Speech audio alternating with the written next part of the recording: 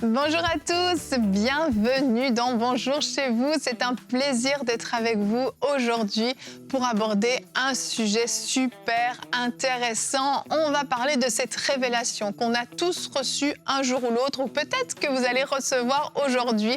Nous allons voir, oui, nous sommes fils et filles de Dieu. Quel privilège extraordinaire. Qu'est-ce que ça signifie exactement?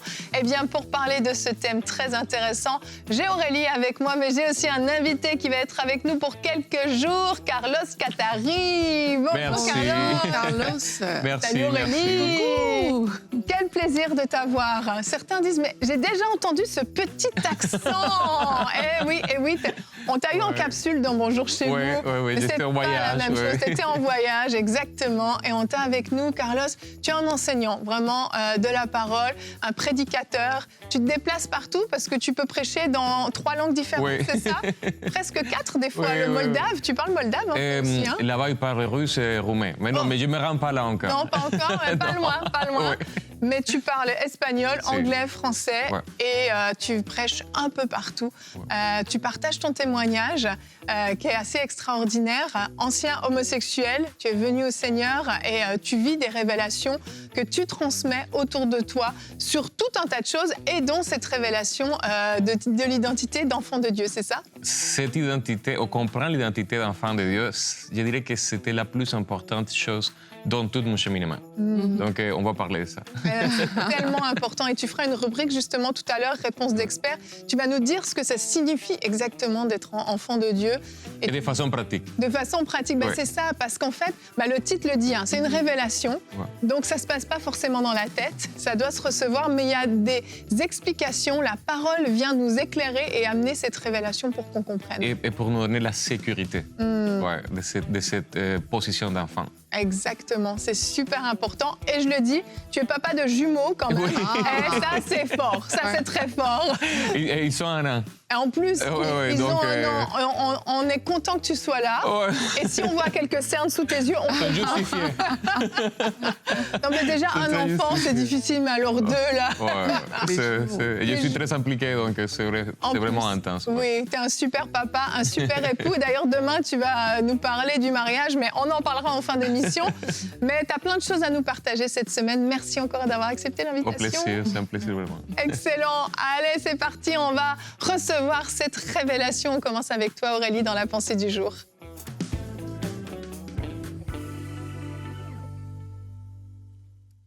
Quelquefois, quand on parle d'identité d'enfant de Dieu, on le rattache au Nouveau Testament parce que oui, Jésus-Christ est venu apporter cette idée révolutionnaire pour son époque que Dieu était notre Père. À l'époque, ils l'ont connu comme Yahweh, le Sauveur, non, même pas le Sauveur, le Sabaoth, Yahweh, Rapha, le pourvoyeur, etc. Mais quand Jésus-Christ est venu, il a parlé de la notion de Père, mais c'était une révolution pour eux. Et aujourd'hui encore, il y a même des religions dans lesquelles on dit, mais Dieu, il ne peut pas avoir d'enfants, etc. Donc, comme quoi, c'est vraiment quelque chose d'important qu'il faut avoir comme révélation. Et quand tu acceptes Jésus-Christ, bien sûr, comme ton Seigneur, comme ton Sauveur, tu deviens cet enfant de Dieu.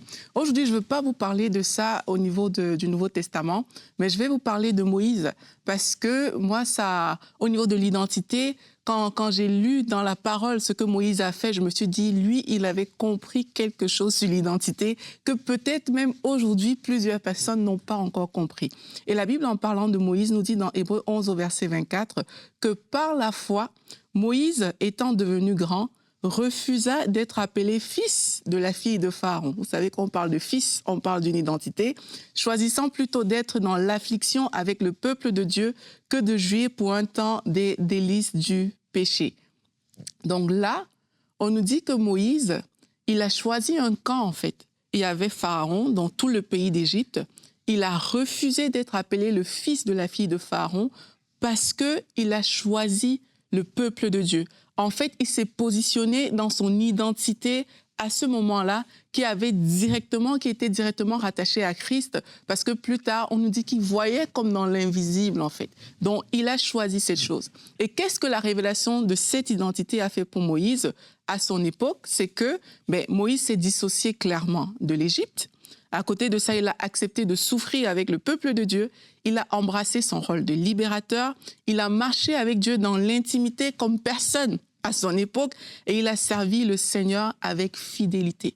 Voilà ce que la révélation de l'identité de Moïse a produit dans sa vie.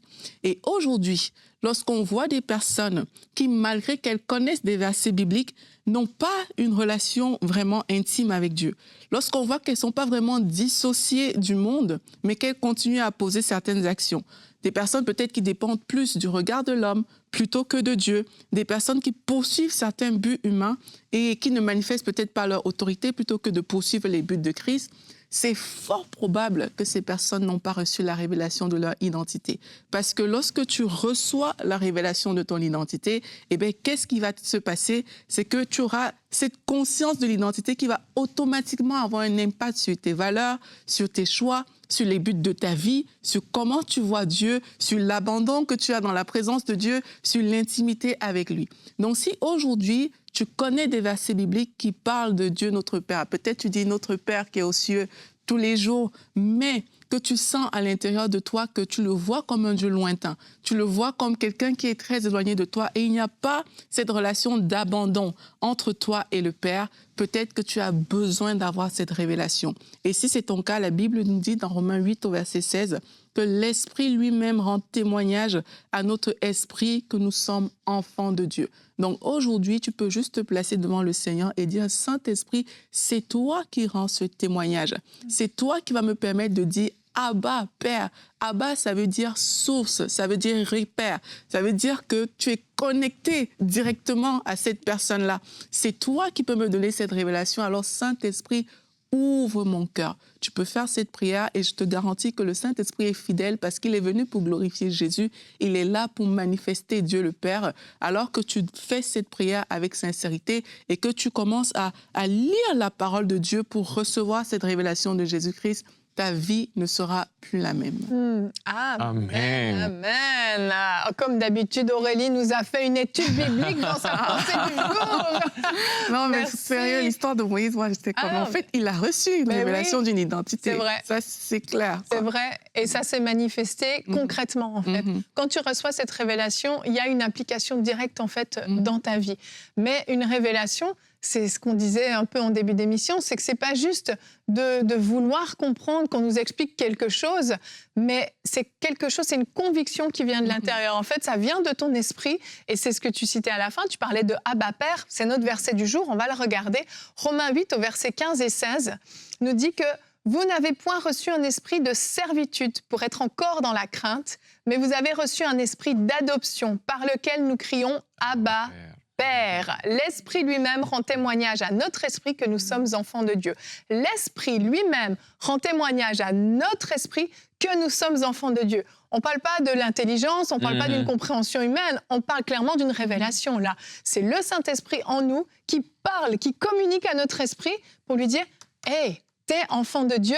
Tu as un héritage, tu as une autorité, tu as un Père céleste. Ça, c'est quand même puissant comme moment. Et ce que j'aime beaucoup de ce qu'Aurélie a dit, c'est que quand tu as cette révélation, tu choisis ton camp. Tu prends ta posture. Et c'est ça qu'il a fait. Moïse, au moment qu'il a dit, OK, non, j'ai maintenant une relation avec l'Éternel, avec le Seigneur, je ne peux plus m'identifier de cette façon. Maintenant, je m'identifie à lui.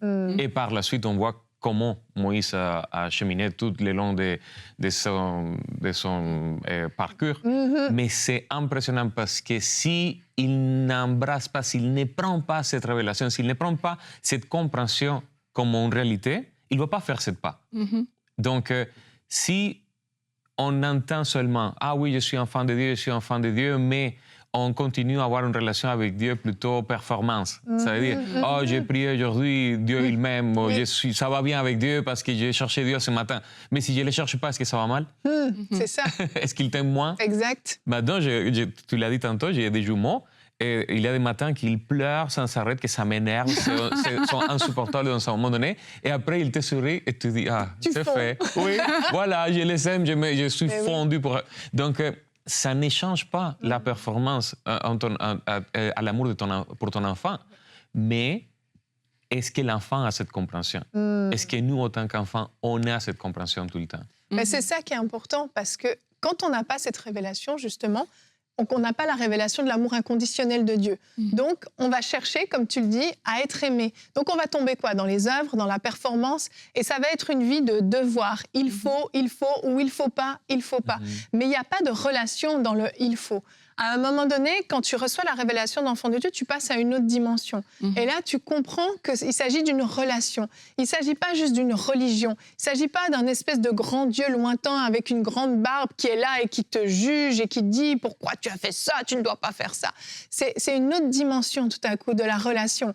Et c'est comme dans le cadre d'une adoption. Si on prend une adoption terrestre, tu peux avoir un enfant chez toi dont tu prends soin plusieurs jours, plusieurs semaines, plusieurs mois.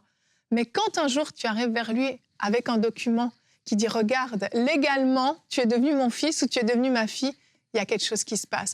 Il y a des larmes qui coulent, il y a une dimension de la relation. Une appartenance. Exactement. Et ça ne s'explique pas. C'est puissant, en fait. Et c'est ça qui doit se passer quand on reçoit cette révélation, d'avoir tout à coup cette révélation et de cette appartenance. Oui, je suis enfant de Dieu. Oui, non seulement ça, mais aussi le mot Abba signifie source, ça signifie repère. Et repère, source, ça veut dire que tu es connecté à quelque chose. Tu vois, tu ne peux pas te dissocier de Dieu si tu reconnais que tu es un enfant de Dieu. Les enfants de Carlos ne peuvent pas se dissocier de Carlos. Tu vois, tu ne peux pas te dissocier. C'est que tu lui appartiens complètement.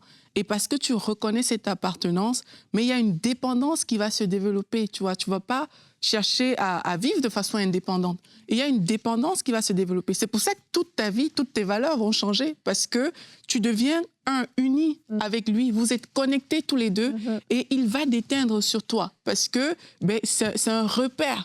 Et c'est une source. Quand on voit une source, mais on tire quelque chose de la source. C'est à partir de lui que tu vas commencer à vivre. C'est de lui que tu vas tirer tes valeurs, les buts de ta vie, tes plans, etc. Et c'est ça, en fait, la relation intime avec Dieu. C'est ça la communion. C'est que de lui, on tire... Oui, Carlos, vas-y. Non, ce que tu es en train de dire, c'est tellement important parce que si on revient à Moïse, Moïse était le fils de la fille de Pharaon. Donc, il avait tout, et il connaissait le plus grand pouvoir sur Terre à l'époque. Oui. Donc, il n'y avait pas rien plus puissant que le Pharaon.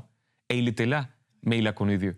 Et il a eu cette rencontre avec Dieu, il a eu ce moment, cette face-à-face qui lui a fait comprendre que Dieu était supérieur à tout, même à ce qu'il connaissait, qui était déjà le plus grand qui existait sur Terre. Donc, au moment que tu as cette révélation de qui est Dieu, comme ton Père, tu abandonnes tout. Tu mets tout de côté, même ce qui semble puissant et fort et grand et même imbattable. Oui. Parce qu'il semblait imbattable, le Pharaon. Mais lui, il a compris qui est Dieu pour lui et à cause de ça, il a pris cette décision. Oui. Et aussi, il faut qu'on se dise, est-ce que je suis religieux? On parlait de la performance parce que les gens ont appris Dieu avec des règles. Ben oui. On a appris Dieu avec, OK, il faut faire ceci, il faut faire cela, il faut prier à telle heure, et réciter ceci, mais on n'a pas appris Dieu avec la relation. Et aussi des personnes, eux, c'est pas le niveau religieux, c'est qu'ils ont eu tellement une mauvaise relation avec leur propre père que cette révélation du père, ils ne l'ont pas. Mais si la Bible dit si méchant comme vous êtes, vous savez donner de bonnes choses à vos enfants. Tu vois, ton père peut te décevoir sur la terre, mais Dieu, le Père, c'est pas la même chose que ton père sur la terre. Et je pense qu'il y a des personnes qui ont besoin de recevoir ça. Il y a des personnes qui ont besoin de guérir des blessures qu'ils ont eues dans leur passé. Et il y a même des personnes qui ont besoin de guérir de la culpabilité, de la honte, parce qu'ils ne se sentent pas dignes. Tu vois, il y a des personnes qui seront toujours comme « non, mais c'est trop pour moi », etc. Je pense qu'il faut vraiment avoir cette révélation. Et si on sent qu'on a cet arrière-plan à l'intérieur de nous, décider d'exposer ça au Seigneur pour le briser aussi. Amen. On a déjà dit plein de choses, je sais. On a un peu marché sur ta rubrique, mais c'est pas grave, je vais te laisser la parole. On va enchaîner. On va voir dans la rubrique Réponse d'experts que signifie être enfant de Dieu.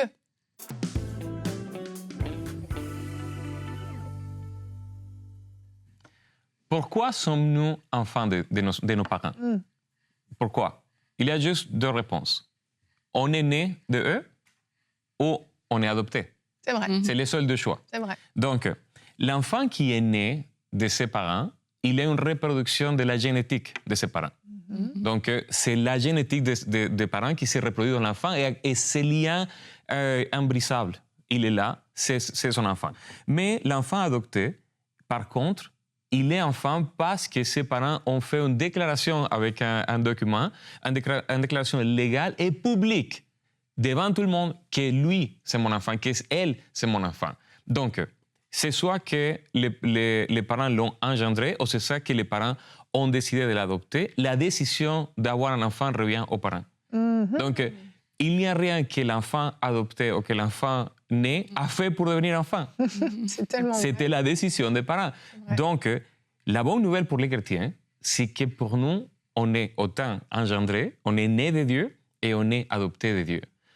Engendré parce que si on est une nouvelle créature, on est né de lui, on va parler tantôt de ça, mais adopté parce qu'à la croix, Jésus a payé le prix pour notre adoption. Donc, publiquement, Dieu a annoncé, voici, je vous rachète, vous êtes maintenant mes enfants. Croyez en Jésus et vous devenez mes enfants. Pour moi, c'est important de les comprendre si simple parce que tu dis, waouh, Seigneur, je suis adopté, mais en même temps, je suis né de toi, je proviens de toi. De quelle façon, mais tu l'as dit, et c'est ta volonté, ce n'était pas la mienne. Moi, j'ai cru seulement en Jésus et toi, tu m'as fait devenir ton enfant. Donc, pour moi, la plus importante compréhension de pourquoi ou qu'est-ce que ça veut dire être enfant de Dieu, c'est qu'être enfant de Dieu, c'est la décision du Père. Ce n'est pas la tienne. Toi, tu as décidé d'accepter Jésus. Avant d'être chrétien, tu ne comprends pas c'est quoi, mais tu as cru en Jésus. Mais par la suite, à cause de la foi en Jésus, tu deviens enfant de Dieu. Alors, qu'est-ce que, pour moi, c'est très important, on le trouve en Jean 1, 12 et 13. C'est ce que je viens de dire. On le trouve en, Jean 1, 12 au 13. On a le verset là-bas. Oui. OK. Mais à tous ceux qui l'ont reçu, à ceux qui croient en son nom, il a donné le pouvoir de devenir enfants de Dieu, lesquels sont nés, non du sang, non de la volonté de chair, ni de la volonté de l'homme, mais de Dieu. C'est la volonté de Dieu que tu sois son enfant au moment que tu as cru. Amen.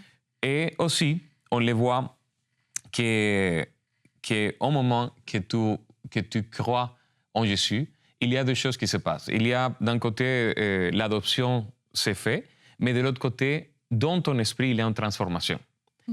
Quand j'ai compris la transformation de l'esprit, pour moi, c'était la chose la plus importante. Parce que je me rappelle que j'ai passé 11 ans à l'église. Je ne comprenais pas c'était quoi l'identité de fils. Je ne comprenais pas c'était quoi vraiment être chrétien. Et à cause que je ne comprenais pas, j'ai passé à côté tout le temps. J'ai passé à côté, j'ai lutté contre le péché, j'ai lutté contre la chair, j'ai lutté sans résultat, tout allait tout le temps mal. Mais c'est finalement la journée que l'amour de Dieu est venu me toucher, il y a 10 ans, en 2015, que je me suis abandonné. J'ai dit, Seigneur, tu sais quoi, révèle-moi tout à nouveau, je vais te connaître à nouveau.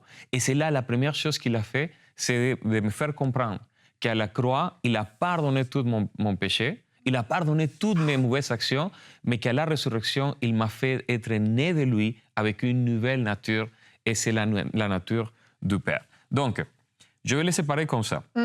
On a l'enfant adoptif et l'enfant de naissance. L'enfant adoptif, on l'a vu tantôt en Romains 8,15, mais on a aussi en Galates 4,7, ça nous explique qu'il a envoyé dans notre cœur l'esprit de son Fils pour qu'on puisse crier aussi Abba Père. Donc, le Fils adoptif, il a les mêmes droits que le Fils de naissance.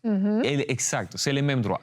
Donc, il n'y a rien qui les sépare. Une fois qu'il est adopté, il fait partie de la famille. Aujourd'hui, on connaît beaucoup de célébrités qui adoptent des enfants en Afrique, en Chine, en Russie. Et ces enfants n'ont rien fait, mais ils sont héritiers de fortunes immenses à cause que les parents ont décidé de prendre ces enfants comme les leurs. De l'autre côté, on a les enfants de naissance. Et là, j'aimerais aller en Jean 3,3, où ça dit, Jésus leur répondit, en vérité, je te l'ai dit, si un homme n'est né de nouveau, il ne peut voir le royaume de Dieu. Mais il a besoin d'être quoi? Né de nouveau. En 1 Jean 3,9, et c'est le verset où on va aller à profondeur, ça dit, quiconque est né, quiconque est engendré, quiconque est sorti de Dieu, ne pratique pas le péché parce que la semence de Dieu demeure en lui, et il ne peut pécher parce qu'il est né de Dieu. Moi, ce verset, quand je le lisais avant, j'ai dit, mais c'est comme un ordre, une ordonnance. Si tu es né de Dieu, tu ne peux pas pécher parce que tu es né de Dieu. J'ai dit, mais c'est lourd. Et comment je fais ça? Par contre, ce n'est pas une ordonnance, c'est une affirmation. Voilà. Dieu est en train de dire, si tu es né de moi, tu ne pratiques pas le péché parce que ma semence est en toi. Et tu ne peux pas pécher. Ça ne dit pas, tu ne dois pas. Ça dit, tu ne peux pas. Même en grec, ça dit, non, tu n'as pas la capacité, les moyens, la forme, la façon de commettre du péché. On sait que Dieu nous a créé esprit, âme et cœur. Quand on croit en Jésus, c'est l'esprit qui est complètement transformé. L'ancien esprit est enlevé et le nouveau esprit est celui qui est né de Dieu. Dans ce passage, j'aimerais le mettre en écran encore une fois, où ça dit en Jean 3,9, ça dit « parce que la semence de Dieu demeure en lui ». Regardez bien, pourquoi on est enfant de Dieu? Parce qu'on est de lui. Mais de quelle façon? Le mot semence, qui apparaît là, en grec, c'est sperma. Dieu est en train de nous dire, si vous êtes né de moi, vous participez de ma propre génétique spirituelle. Parce que c'est de cette façon qu'on est produit dans cette terre, au moyen de la génétique. Et là, Dieu est en train de te dire, si tu es né de moi, si tu as cru en Jésus, tu es né de moi et tu participes dans ton esprit de ma propre génétique. C'est pour ça que tu ne peux pas pécher, parce que dans ma génétique, il n'y a pas de péché, dans la tienne non plus. Ça, c'est la réalité de notre esprit. On comprend qu'autant que chrétiens, on commet des péchés, mais ça se passe dans l'âme. C'est quand l'âme ne marche pas selon l'esprit, mais elle marche selon la chair, là, elle tombe dans le péché, mais dans l'esprit, tout est fait et accompli, c'est scellé. Là, dans l'esprit, tu es son fils, tu as sa nature, tu es un avec lui. Saint-Esprit habite avec toi. Il t'a fait compatible à lui-même pour qu'il puisse venir vivre dans ton cœur. Donc, quand j'ai compris ça, j'ai dit, waouh, Seigneur, c'est impressionnant. Tu m'as fait de ta propre nature. Dieu, il ne peut pas produire des pécheurs. Il peut produire des saints. C'est pour ça qu'il nous appelle saint, juste, sans tache. Donc, quand on sait qui on est en lui, de quoi on est fait dans l'intérieur, c'est quoi la nature de ta nouvelle créature, tu peux vivre carrément selon cette nature.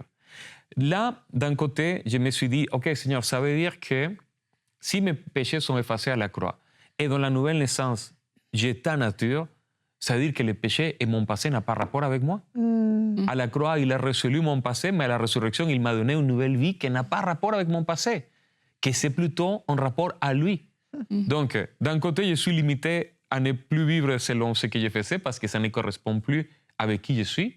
Mais de l'autre côté, ça me propulse maintenant à m'aligner avec ses plans, avec ce que lui, il veut, avec les buts qu'il a pour ma vie, parce que maintenant, on est un avec lui. Amen. Ça, pour moi, c'était une des révélations les plus importantes. Si on comprend qui on est dans l'esprit, on peut marcher carrément par l'esprit. Galates 5, 16, il est dit, je pense qu'on a ce verset, j'ai dit donc, marchez selon l'esprit, où on a la nature de Dieu, où on est un avec Dieu, où on est scellé avec Dieu, et vous n'accomplirez pas les désirs de la chair. Ce n'est pas à toi, c'est à la chair. La chair, elle a de mauvais désirs. Elle va encore t'amener des désirs. Même si tu es né de nouveau, la chair, elle a encore accès à l'âme pour attaquer, pour donner des pensées, des désirs contraires. Mais si tu restes dans ta pensée, dans la réalité de l'esprit, dans qui tu es, dans cet enfant que tu es en lui, tu ne vas pas accomplir ce que la chair te fait sentir. Donc, quand j'ai compris ça, j'ai dit, waouh, Seigneur, alors je suis libre. Je suis libre. Tu m'as libéré de mon passé et mon présent, c'est maintenant en toi. Donc, je suis libre pour avoir un futur selon ce que tu avais planifié. Et voici aussi qu'est-ce que je comprends, que parce que c'est un fait, c'est une réalité, parce que ton passé est complètement effacé et la nouvelle nature, c'est lui en toi, c'est sa nature en toi, tu es héritier avec Jésus, tu es héritier avec Christ, mais cet héritage, c'est au-delà de ce qu'on aimerait. Tu sais, on dit, j'aimerais hériter des châteaux, des comptes bancaires, des choses matérielles. Mais il y a un héritage beaucoup plus immense que tous les biens sur cette terre, et c'est le royaume des cieux dans ton cœur. Il y a, pour moi, un passage très intéressant, ça se trouve en Luc 22, 29, c'est pourquoi il dit, c'est Jésus qui le dit, « Comme mon Père m'a donné les royaumes, je vous les donne à mon tour. » Amen. Donc, il a reçu le royaume du Père, mais il nous le donne à nous aussi. Et Daniel 7, 14, c'est une prophétie à propos de Jésus. On comprend que Jésus, c'est un roi éternel, mais il y a eu un moment donné sur terre qu'il y a eu ce transfert. Et là, ça dit, Daniel 7, 14, ça dit, on lui a donné la domination, la gloire et le règne, et tous les peuples, les nations et les hommes de toute langue l'ont servi. Sa domination est une domination éternelle qui ne cessera pas, et son royaume ne serait jamais détruit. Ça, c'est le royaume de Jésus. Mais quand on a cru en Jésus, on a aussi hérité ce royaume. Moi, chaque fois j'entends parler, non, le royaume de Dieu est venu, le royaume des cieux s'est manifesté, j'avais la difficulté à comprendre parce que pour moi, un royaume, c'est un château immense ou une ville qui est comme clôturée, je ne sais pas. Donc, pour moi, je ne comprenais pas. Mais c'est très différent quand je dis, OK, ce n'est pas seulement le royaume qui s'est manifesté, c'est quoi si je changerais un petit peu la compréhension et au lieu de dire royaume, je dis son règne. Ouais. C'est son règne qui est venu à ton cœur. Parce que le royaume de Dieu sur terre, c'est Dieu qui règne dans le cœur de l'être humain. Chose qui ne passait pas avant. Ça ne se passait pas comme ça. Quand le Seigneur est venu régner dans le cœur de l'être humain, c'est là que le royaume commence à se répandre. C'est là qu'on, par la prédication de l'Évangile, on conquérit l'autre personne, on conquérit et le royaume commence à se répandre. C'est là que j'ai compris, c'est le plus grand héritage que l'enfant de Dieu peut recevoir, c'est le règne de Dieu dans son cœur. Amen. Médite au fait que tu es adopté et tu es engendré, que tu proviens de lui, de l'intérieur de lui, mais que légalement et publiquement, il t'a déclaré son enfant. Médite au fait que tu es engendré et que tu es adopté de Dieu. Amen. Merci, Carlos. Waouh. C'est tellement puissant quand on s'arrête et qu'on prend le temps de méditer sur ça. C'est extraordinaire. Je t'écoutais et je me disais, c'est un peu comme quelqu'un qui a un passeport diplomatique. Il le possède, il a tous les droits qui vont avec, mais si à la frontière, tu ne le sors pas, il ne te sert à rien, en fait. Tu es comme tout le monde. Et parfois, nous, les enfants de Dieu, on se comporte un peu comme ça. On a tout cet héritage dont tu parles, on a le règne de Dieu en nous, on a tout ça, mais on ne s'en sert pas en fait et on continue à marcher selon la chair, alors qu'il y a tellement plus. Notre nature a été changée. Ça, c'est extraordinaire. Quand on comprend ça, on comprend beaucoup de choses. Amen. Merci, Carlos. J'aime ce thème, j'aime vraiment. J'espère que vous avez été bénis, que je crois vraiment que certains ont les yeux qui se sont ouverts, les yeux spirituels, et il y a une compréhension nouvelle. Et comme Carlos l'a dit, méditez sur ce thème. C'est la parole qui produit le renouvellement de l'intelligence. Il y a des mentalités parfois qui doivent tomber dans ce genre de domaine. Vous n'arrivez pas à recevoir la révélation parce que, comme Aurélie le disait, peut-être que vous avez eu un modèle de père qui était extrêmement dur et ça bloque. Peut-être que vous avez eu des enseignements tellement erronés qu'il y a des forteresses qui doivent tomber. Alors, plus vous allez méditer la parole de Dieu, plus elle va produire le changement en vous et peu à peu, vos yeux vont s'ouvrir et vous allez recevoir cette révélation extraordinaire. Carlos, je le disais en début d'émission, demain, on va parler du couple. Alors, on va se dire, tiens, c'est bizarre, avec un parcours comme le sien, il va nous enseigner des choses sur les femmes. Eh oui, y a-t-il un mode d'emploi pour comprendre les femmes? On verra que c'est lié à ton témoignage. Et beaucoup se posent la question. Moi-même, je l'ai déjà posée parfois. Et donc, tu feras une rubrique couple et relations. Comment aimer son épouse? Ça va être une rubrique, une émission en fait, très concrète, vraiment. Pour vous, messieurs, mais pour vous, mesdames aussi, je crois que tout le monde va y trouver son intérêt. Et si vous êtes célibataire, préparez-vous, prenez déjà des notes. Tout ce qui est emmagasiné, ça vaut la peine et ça évite des prises de tête à venir. Allez, merci à tous les deux. On se retrouve demain. Bonjour chez vous.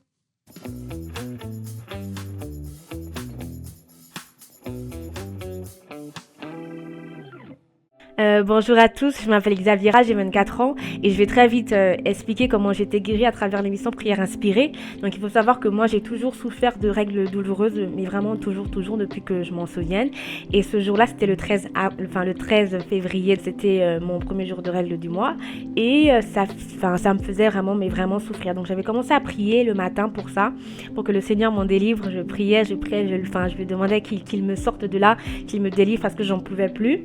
Et voilà. Donc après ma prière, j'ai pris mon médicament, donc parce que faut savoir que je prends quand même beaucoup de médicaments, au moins 3 comprimés de forte dose quand j'ai des règles douloureuses. Donc en plus c'était le premier jour, donc après j'ai pris mon comprimé, tout allait bien. Ensuite j'ai regardé l'émission vers 16h par là, j'ai regardé, c'était avec comme invité le pasteur Grégory Toussaint, voilà, que je bénis aussi. Donc je regardais l'émission et je me suis laissée complètement emporter par le moment de prière, donc je priais avec le pasteur, j'étais vraiment dedans. Et ensuite j'ai entendu comment le pasteur Jérémie a dit que je vois quelqu'un avec des règles douloureuses qui a vraiment mal et que c'est par là qu'on l'attaque. Donc si cette personne est là, qu'elle fasse cette prière avec moi. Donc j'étais vraiment choquée, je pleurais parce que le Seigneur venait de répondre à ma prière. Donc gloire à Dieu, gloire à Dieu. Donc j'étais vraiment choquée. Donc j'ai fait ce que le pasteur a dit, j'ai pris en même temps que lui. Et il faut savoir que depuis ce moment-là, après la prière, j'ai plus repris de médicaments pour les règles douloureuses. Parce que d'habitude je prenais 3 comprimés le même jour. Mais là j'ai plus repris de médicaments, j'ai plus eu mal et j'ai plus repris de médicaments. Amen. Donc vraiment gloire à Dieu pour ce qu'il a fait ce jour-là, parce qu'il a répondu à ma prière et il m'a délivré de mes douleurs. Amen. Soyez bénis. Si vous êtes comme moi, entendre ce genre de témoignage doit vous réjouir. Et si dans votre cœur vous vous dites « mais moi aussi j'aimerais pouvoir contribuer, pouvoir participer, avoir encore plus de vie, être changé, j'aimerais être aussi partenaire, mais que c'est un pas de foi à faire pour vous », eh bien je vous encourage à mettre votre foi en Dieu, celui qui vous comble de toute grâce, qui pourvoit afin de satisfaire à tous vos besoins et qui donne aussi en abondance pour toute œuvre bonne.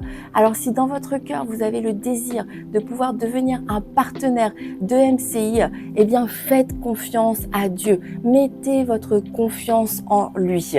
Et je vous encourage maintenant, je vous invite à pouvoir aller sur emcitv.com/don pour rejoindre la grande famille des partenaires qui donnent pour voir des vies être transformées. Dès maintenant, rejoignez la famille des partenaires qui donnent pour voir des vies transformées partout dans la francophonie. Pour faire votre don, rendez-vous sur emcitv.com/don.